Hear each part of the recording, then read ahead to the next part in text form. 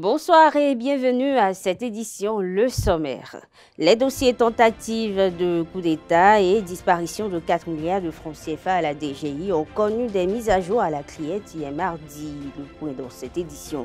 Diplomatie, Noum Youssoufou Abdourahmani, député de la 9e législature et membre influent du bloc républicain, est choisi pour représenter le Bénin au Qatar. Une décision qui intervient peu après la visite du ministre des Affaires étrangères, Cheikh Bakary à Doha le 16 janvier dernier. Les forces armées béninoises et l'US Africom signent un accord d'assistance mensuel. Découvrez l'objectif au cours de ce rendez-vous d'information.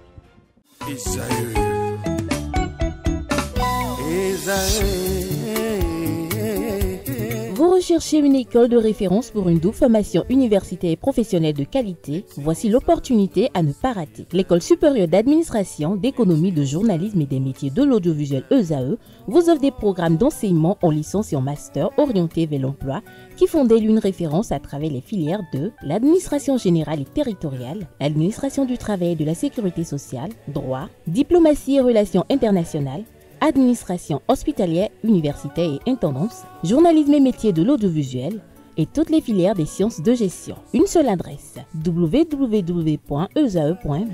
Rendez-vous dès maintenant sur nos campus ESAE Bedjromende au numéro 90 93 65 21 ou au numéro 98 98 14 00. Paracourt sur le numéro 52 46 12 12.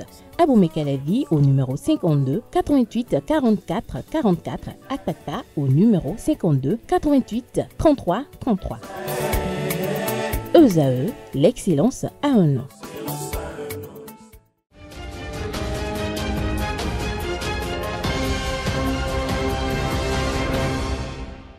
Bienvenue à nouveau. Le procès des mises en cause dans l'affaire tentative de coup d'État est renvoyé à une nouvelle date pour absence de nouveaux avocats. Pendant ce temps, l'ex-régisseur de la DGI écope de plusieurs années et au paiement d'une amende. Romaric Djessougou Benou nous en parle dans cet élément. À la base ce jeudi, lors de la 3e journée d'audience, l'homme d'affaires Olivier Bokor et l'ancien ministre des Sports Oswald Omeki, accusés d'atteinte à la sûreté de l'autorité de l'État, ont exprimé le besoin de constituer un nouveau collège d'avocats pour leur défense. Nous sommes détenus 24 heures sur 24. Si le procureur spécial nous permet de voir nos avocats, nous pourrions en constituer, a déclaré Olivier Bokor, qui a demandé à la Cour un délai de 15 jours pour mettre en place une nouvelle équipe de défense. Oswald Omeki a formulé une demande similaire. Après une trêve, l'audience a repris avec la décision de la Cour qui accorde 5 jours aux prévenus suite à leur requête. Toujours à la criette et dans l'affaire de disparition de 4 milliards de francs CFA de la Direction générale des impôts en 2019, le ministère public a requis contre Carlos Adorwano, l'ex-régisseur de la Direction générale des impôts, et Blaise Salano, le Bokono, 30 ans de réclusion criminelle et une amende de 2 millions de francs CFA, chacun avec la confiscation de tous leurs biens. Les mises en cause, Marc Salano, frère, et Gisèle Salano, sœur du Bokono, écopent de 5 ans de prison, plus 2 millions de francs CFA d'amende chacun. Quant à Lambert Ablé, Victorine Ounou, Paul Edo et Romain Arouessou, ils ont été acquittés. Le cadre de concertation de l'opposition CCO appelle à un sursaut collectif pour préserver les valeurs démocratiques. Une mobilisation pour faire face aux menaces qui pèsent sur le système politique du pays. Un appel lancé lors de son assemblée générale tenue hier mardi 21 janvier 2025. Et il faut noter que les travaux ont permis de rappeler les menaces actuelles sur les principes démocratiques et l'importance d'agir pour y faire face. Ensuite, lors de la conférence de presse qui a suivi, les responsables de l'opposition ont souligné l'urgence d'un sursaut collectif pour contrer la dégradation des valeurs politiques et sociales au Bénin. Le cadre de concertation de l'opposition a également rappelé l'accord conclu avec le chef de l'État, Patrice Talon, en novembre 2023 pour établir une liste électorale transparente. À cet égard, le comité de pilotage de l'audit du fichier électoral a été mis en place et doit fournir fournir des résultats d'ici mai 2025. Autre information, le chef de l'État, Patrice Talon, a récemment désigné Nouroum Bida Youssoufou Abdourahmani comme nouvel ambassadeur du Bénin au Qatar. Cette nomination approuvée par les autorités qatariennes marque un pas important dans le renforcement des relations diplomatiques entre les deux nations. Il succède à Mohamed Barré à ce poste stratégique et en tant qu'ambassadeur, Nouroum Youssoufou Abdourahmani sera chargé de promouvoir une coopération accrue entre les deux pays tout en poursuivant les efforts diplomatiques en faveur de la paix et de la stabilité dans la région. Le ministre délégué chargé de la Défense nationale, M. Fortuné Alenoati, et le chef du département de la Défense américaine, le général de brigade Georges Dietrich, ont le mercredi 22 janvier, signé un important accord de coopération au grand bonheur des deux parties. Il s'agit d'un accord d'acquisition, d'assistance mutuelle entre l'armée béninoise et l'US Africom. Le dit accord est basé sur le renforcement de l'interopérabilité de l'État, l'état de préparation et l'efficacité des forces armées béninoises et américaines. Cet accord prévoit, il faut le préciser, entre autres, la facilitation du soutien logistique réciproque entre les deux parties à l'occasion des manœuvres conjointes, la formation des troupes, le déploiement, les opérations, des troupes de déploiement, les opérations ainsi que l'appui en approvisionnement et le service en des circonstances ou situations critiques imprévues. Il faut noter qu'au cours de cette cérémonie, le ministre Fortuné Alenoati s'est réjoui de l'excellent état de la coopération entre l'armée américaine et l'armée béninoise qui, depuis des années, s'agrandit et se renforce. Le mandat d'arrêt est délivré généralement par un juge d'instruction après avis du procureur ou par une juridiction. À son arrestation, la personne doit être entendue dans les 24 heures de son arrestation, bien sûr. Sinon, toute la procédure est annulée. Quelles sont donc les règles et conditions d'application du mandat d'arrêt et dans quel cas est délivré ce mandat? Réponse avec le juriste spécialiste des droits de l'homme, Fréjus Atinoglo. Il est au micro de Francis Farami et de Nassirine Fatoumbi.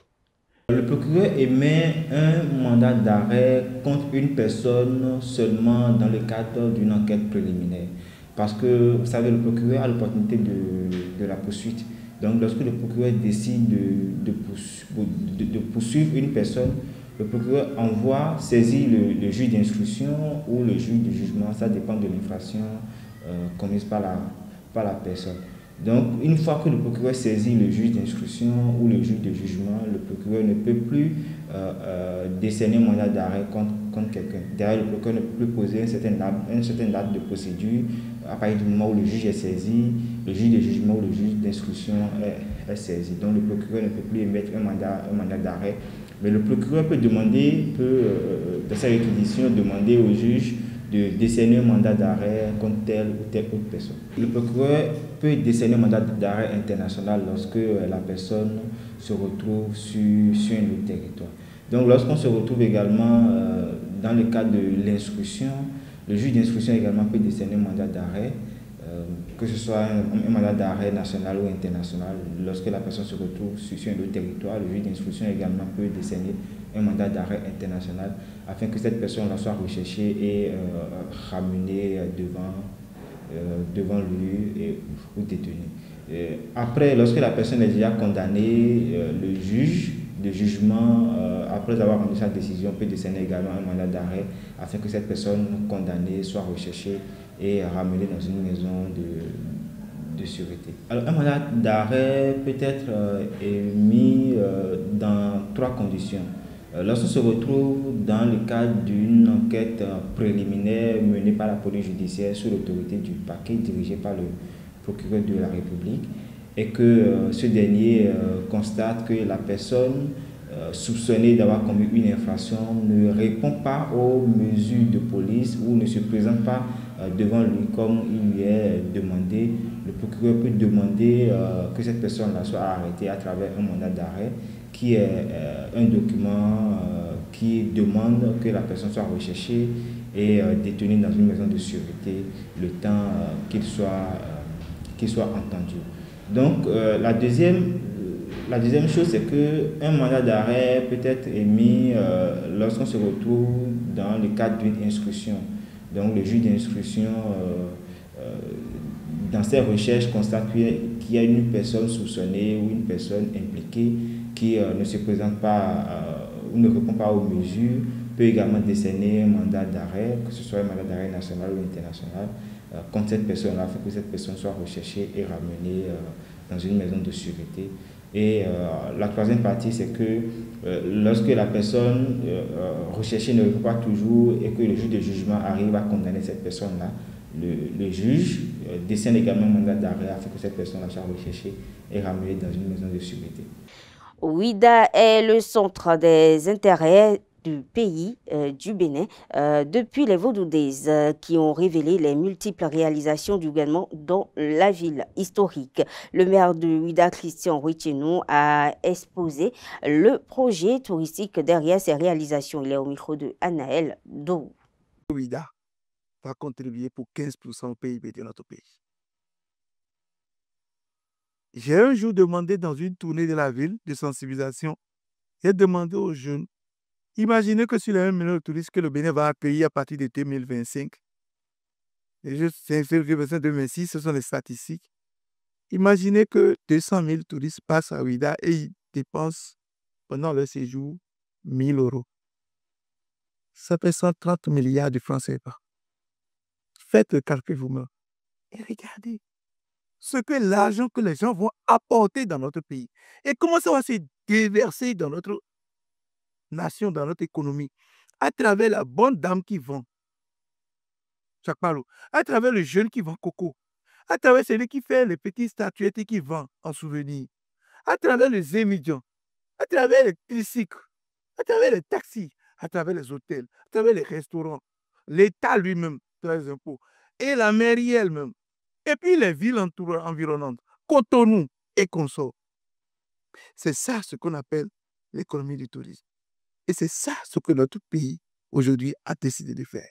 Dans la collecte des déchets au Bénin, la distribution des factures aux populations a démarré. C'est la Société de gestion des déchets et de la salubrité qui a annoncé cette nouvelle hier mercredi et elle concerne les communes de Cotonou, Porto Novo, Semekpodi, Abomey-Calavi et Ouida. Et selon le communiqué de la SGDS-SA, cette opération a démarré le 15 janvier 2025. Des agents mandatés par la SGDS-SA en collaboration avec les élus locaux sont chargés de remettre ces factures directement aux occupants des domiciles concernés. Cette initiative s'inscrit dans le cadre de l'application de l'arrêté interministériel portant sur les tarifs, modalités de recouvrement et sanctions liées à la redevance d'enlèvement des déchets. Et pour les propriétés bâties, la facturation de cette redevance est entrée en vigueur le 1er janvier dernier. Selon l'arrêté interministériel, les résidents des communes concernées vont payer leur redevance en fonction de plusieurs critères, le nombre de collectes, le type de propriété, habitation individuelle ou entreprise ou encore hôtel, etc., ainsi que la zone géographique. Société dans cette édition, puisqu'on parle de société, dans une société où le statut relationnel est encore souvent considéré comme une mesure du bonheur ou de la réussite, de plus en plus de femmes choisissent volontairement le célibat. Certaines femmes, par contre, le sont pour d'autres raisons. Quel est donc le regard de la société face au célibat de la femme âgée? Élément de réponse à travers cet élément signé Kanté Amoussou. Femme âgée, un célibataire.